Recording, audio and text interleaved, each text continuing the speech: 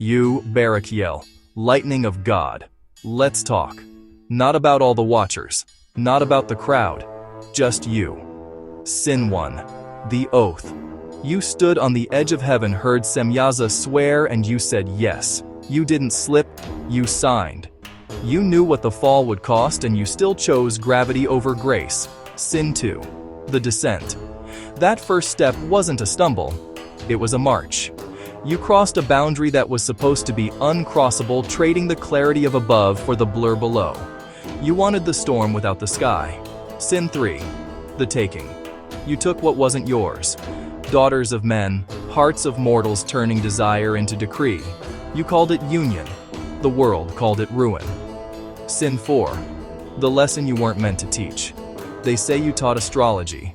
The reading of the heavens like a locked diary pried open. Stars weren't props for power, but you turned them into levers. You gave calendars to the hungry and control to the fearful. You drew lines between constellations and called them fate. Sin 5. The Clockwork Lie. You told people time could be tamed, that seasons could be bent, the right names, the right angles, the right hours.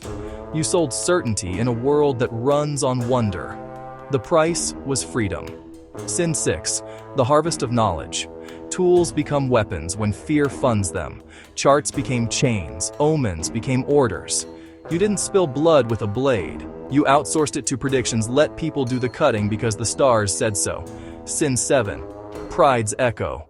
Your name flashes like lightning, bright and gone, and yet you tried to bottle that flash to be the storm on demand.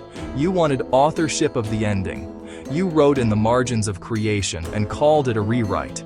Here's the part that lands heavy. You didn't just break rules, you taught others how to break themselves in elegant ways. You made rebellion look like revelation. And that's the quietest sin of all. Do you remember the moment after? When the sky didn't sound like applause?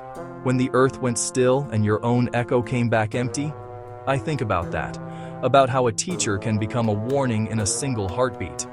If I could ask you one straight thing, it's this. Was it worth it to hold the map of the heavens if it meant you lost your north? Because that's the line you crossed alone, even in a crowd.